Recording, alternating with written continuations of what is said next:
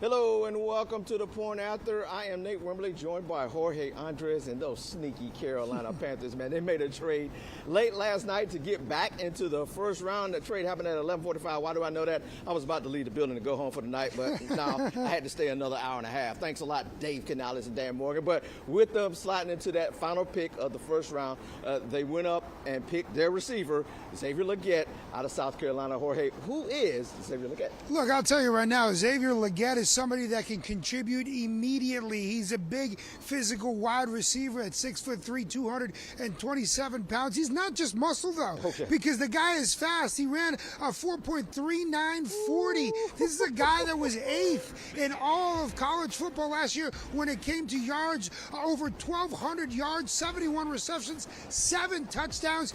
This is a big physical receiver, somebody that will fight for that ball, somebody that will catch those contested balls, Nate. And I'll tell you what, a lot of comparisons. People say, hey, this is a mini DK Metcalf, a physical, strong receiver. Guess what? DK Metcalf plays for the Seattle Seahawks. Who knows a thing or two about the Seattle Seahawks offense? Head coach Dave Canales, when he was the passing game coordinator over there, look, this guy was the guy that they wanted. When we had chatted last episode, I thought they would wait and he would fall to 39 and they would get Xavier Legette. They ended up getting him at 32, but they still got their big, strong receiver. And I think personally, it was an excellent pick for this Carolina Panther team. Yeah, the thing about it is very productive last year with South Carolina, averaged 100 yards per game. Yes.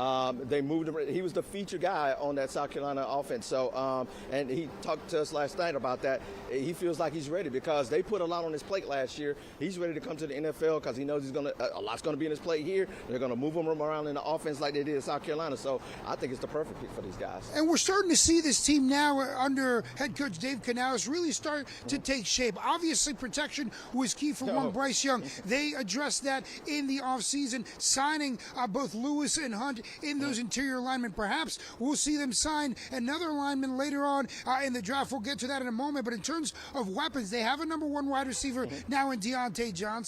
They have Adam Thielen there, and now you add Xavier Legette. You're giving this kid some weapons. If Bryce Young can't start to produce with those weapons around him, then the big question mark comes around, okay, well, maybe it's Bryce Young and not the offense, because right now, so far, and we're only one pick in, but so far, the Canales-Morgan era is putting pieces around Bryce Young to be able to take that next step. Yeah, before we move on to the draft compensation, I think now this puts Adam Thielen back in the slot. Yes. And as he's getting older and up in there in the years, he was very productive last year, and this maybe extends his career a little bit more. You put him in the slot, you don't have to ask him to start and play all those downs. Yes. You know, you get to extend his career a little bit more. So I think this is a big plus for the Carolina. That's a great point you make, Nate, because yes, I think that's where Adam Thielen is most productive. And to your point, he's an older receiver.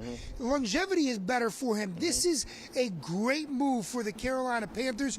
Obviously, there's always that question mark. Can the receiver or the quarterback or the running back or the player make the jump from college ball to the NFL, adjust to that speed? All signs are hoping to possibly yes, but that is still going to be the question mark that lingers around until we actually see some game tape for this young man. Yeah, let's talk about the draft compensation for making this move with the Buffalo Bills last night. Basically, the Panthers swapped picks with Buffalo. Carolina got 32, Buffalo gets 33, so they have the first pick in the second round tonight. Also, the Panthers are sending their 5th round to Buffalo. Buffalo sends their 6th round back to Carolina. So not really much. It didn't hurt them too much. I mean, yeah, you have a worse pick in the later part of the draft, but I don't think they gave up too much or did anything that's going to hurt them to get the guy that they wanted. I couldn't agree more. Here's the thing. We both talked about it. We were like, I will walk out the door if they mortgage the future and trade into the first round. They traded into the 32nd pick. I'm okay with that. As long as it wasn't mortgaging the future for pick 10 or pick 15. Okay, 32, no problem. And like you said, you essentially swap a round 5 and a round 6 pick. No problem there. And at the end of the day, the head scratcher really, personally for me, were the Buffalo Bills, who first, because remember that 32nd pick didn't belong to the Bills. It belonged to the Kansas City Chiefs. And first, Buffalo traded back with the Chiefs, the team that eliminated them, by the way, more than once. And the Chiefs go and select a wide receiver in Xavier Worthy, a guy that a lot of people thought was going to go to Buffalo. Then they go back to 32, and Buffalo at 32 then trades back to Carolina. I guess Carolina thought that because of that need of wide receiver, Buffalo was going to select one Xavier Legette. So they did it. They jumped it. Buffalo's still scratching their head. Maybe they'll get their receiver with that 33rd pick because this is a deep receiver draft. Final point on Legette, because he's a first-round pick, they get an extra year. They get a fifth year on his rookie contract, so you have another year where you don't have to pay him those big bucks. If he is an outstanding receiver, you get to wait another year. Yep. You got another year to play with that contract-wise. So all in all, a great pick for the Carolina Panthers. Now, let's move on tonight. Some of the best players still available for the Carolina Panthers. They have the 39th pick.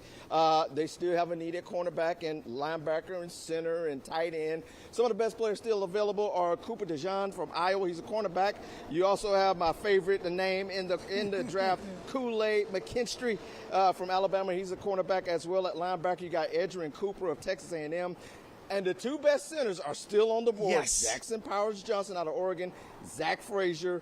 What do you think they're going to do at 39? Look, at 39, I originally thought that they would go center first and then receiver because the top receivers would start going faster. Now, we saw some receivers slide, and we've seen some centers slide because of all that quarterback movement that not a lot of people expected. We ain't gonna talk about that. Yeah, not a lot of people expected that. Yeah, don't worry. We'll close the draft conversation with what your Falcons did. I'll just leave it at that. But here's the thing. With that said, they went receiver first. I do think they go center with that 39th pick. I like that both of those guys are available, but I'm going to stick with what I said on Monday. I really think Zach Frazier is the way to go. The big, powerful center from West Virginia. The only knock on him is he has that short arm length, so he can't punch very good. But if this guy is going to be the anchor of your offensive line that calls audibles and double teams left, right, slides protection, he's the way to go. And they need that centerpiece protection to finally solidify that line for Bryce Young. I think they're going to go cornerback,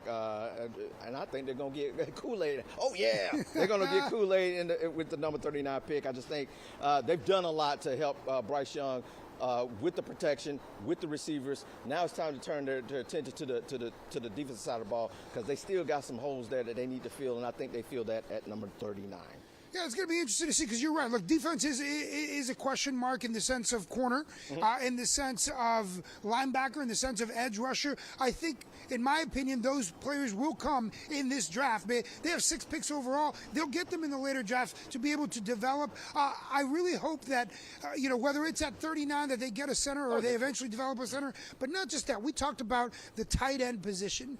At 65, I think the tight end position, depending on who's available at 65, is one that they're going to target. We talked about Theo Johnson and the size of him at 6'9", 257 pounds, 6'7" rather, 257 pounds. That could be a piece that I think is, again, another blanket piece that's necessary for Bryce Young. Yeah, tonight the Carolina Panthers have 2 picks. They have the second-round pick. We talked about that, and you just alluded to the third-round pick, number 65. I do believe they get a center tonight. I don't know if it's going to be in the second round, but I do believe center is going to be on this menu for tonight because if you look on the roster right now, there's only one center. Yeah. And that's Corbett right now. So they have to – now they do have some guards that can swing over the center. But you want a true center behind Austin Corbett who has some injury issues. And then look, maybe it ends up being Corbett that is the starter, but at least you have depth. Exactly. At least you have depth on the offensive line. You have a guy that can slide to a guard position, to a center position. But a dream scenario, personally, for me, were to draft Zach Frazier, develop him into a starter, and then have Corbett as that utility guy that could come in and play center, could come in and play guard when injuries do happen, which we all know happen quite often in the NFL. Yep. Let's get a couple of final thoughts here. First off, congratulations to Drake May, the former Myers Park star, North Carolina quarterback. He went number 3 in the NFL draft to the New England Patriots. Man, what a dream come true that is. You get to go to a place where they've won 6 Super Bowls. Now, it's a different regime. Sure. New head coach in Jerry Mayo, but he's going to be a part of the future of now that dynasty now. Now, everybody was talking, well, will the Patriots trade back? Are they really going to lock in on their future quarterback? They answered all questions with Drake May. And look, Drake May, I think, has excellent potential. He's got great size. He's a guy that can launch this ball. I mean, he's got a cannon of an arm. He's still a little raw in terms of development. He's still a little raw in terms of speed. When you look at the competition he played compared to, for example, a Jaden Daniels who played in an SEC type of defensive speed competition versus an ACC where Drake May played. But he is the guy now. He is going to be the guy in New England, and I think it's a good fit. I love to see not only the Charlotteans, but UNC and Carolina, whether it's South Carolina, North Carolina, Carolina faithful, be able to extend their careers like we saw with Sam Howell in Washington and now in Seattle. So we hope the best for Drake May in New England. Absolutely. No more Mac Jones. So, yes, he is the man in New England. Now, Hold on. Before we get there, because we're wrapping up the draft. Yep. And we both have teams that drafted quarterbacks. And I want your take and my take, because here's the thing. I was scratching my head for the Buffalo Bills, but I gotta get you. You're a Falcons fan, bro. What are you? Look, what are you saying? What are you doing drafting a quarterback? Anybody that saw me on Twitter last night, boy, I was on fire. I'm glad I was working last night, because if I was at home, my TV's not mounted to the wall. I would have mounted it to the wall without screws or anything. I would have just mounted my TV to the wall, literally through the wall. But it's a long-term play. They picked Michael Penix, the quarterback out of Washington, at pick number 8, after signing Kirk Cousins to a guaranteed $100 million contract. Doesn't make sense, but it's a long-term play. Look, Arthur Blank in this franchise, you had many years with Matt Ryan, great quarterback play. The last 3 years, you had quarterback play that was just absolutely terrible. You get Kirk Cousins. After Kirk Cousins, what's going to happen? This is a long-term play. Didn't make sense at number 8. You don't make that move at 8. That's the thing I got a problem with after giving them $100 million. But they're looking long term. So I'm taking a step back. I'm gonna watch and see what happens. It's okay. They still got more picks in the draft to get their defensive people. They're going to be fine. The Falcons are fine. At least I'm saying that to myself right now. That's how I'm able to keep my BP down right now without my heart falling out my chest like it was going to do last night. But it's going to be all right. It's going to be all right. Look, the irony is fantastic, because let's not forget, over a decade ago, oh my goodness, almost over a decade ago, when Robert Griffin III was selected number 2 by the Washington Redskins. Later on in the draft, they selected an insurance policy in Kirk Cousins. Well, now Kirk Cousins is the guy. He, just like Robert Griffin was the guy. Exactly. But they're selecting an insurance policy in Michael Penix Jr. And I think, look, at 38 years old with a blown Achilles, it's not a guarantee that you're going to come back 100%. There you go. Now, so I don't hate that. I'm with you. I hated that you did it at number 8 and you paid the other guy a guaranteed $100 million. Now, speaking of quarterbacks, my team also took a quarterback. I'm a Washington Commanders fan. Jaden Daniels, I love the pick. I think it's great. I think he's the most quarterback ready. I hope he hits the gym, because my man is 200 pounds soaking wet, and I've seen the video of when he's gotten hit, and I'm just picturing Jadeveon Clowney laying him out and just ending his career, because he's tall but he is thin, and I hope he hits the gym and puts a body on, because if he does, now Washington's cooking with some gas. Now we got a quarterback. We got a legit team. So I'm with you. I'm hoping for the best, but I was glad that our teams did something yesterday. Yeah, and it's very important that we talk about this, because the Panthers play the Falcons and Washington next year. So this is an important conversation to have, because you're going to see these guys for years to come. Now, let's get to the Carolina Panthers owner, David Tepper, and what he did yesterday as he was driving back to the stadium. He drove by Dilworth Neighborhood Grill and saw a sign that he just didn't appreciate. He said, hey, let the coach and the GM make the pick this year.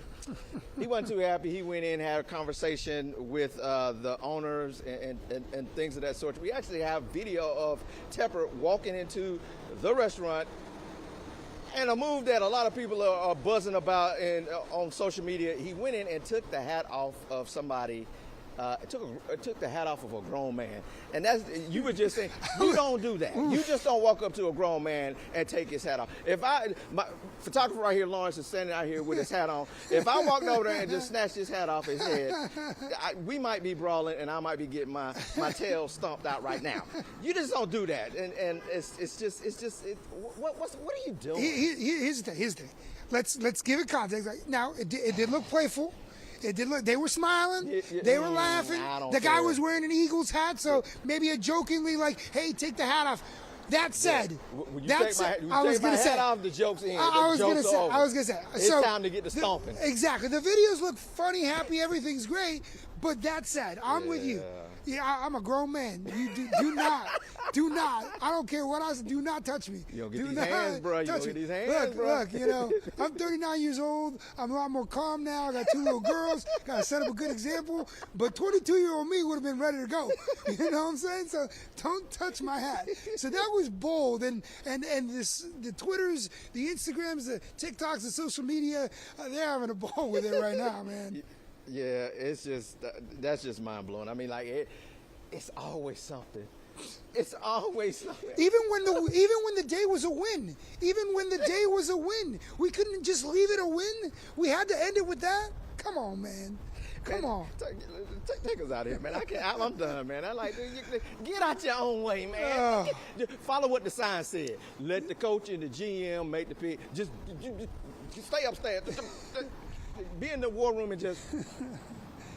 That said, second and third round of the NFL draft continue tonight. I know you'll have coverage throughout the day. Pick 39, pick 65 for the Carolina Panthers. They have 6 picks overall. We'll, of course, have you guys updated on WBTV. And, of course, we'll be chatting a little more and recapping a little more of the Panthers NFL draft. Don't forget, you can find the Point After and Line Motorcycles as well. You can find the Point After Mondays and Fridays at 1 p.m. Eastern Time. Apple TV, Roku Stick, Fire Stick, and the WBTV News app. See ya.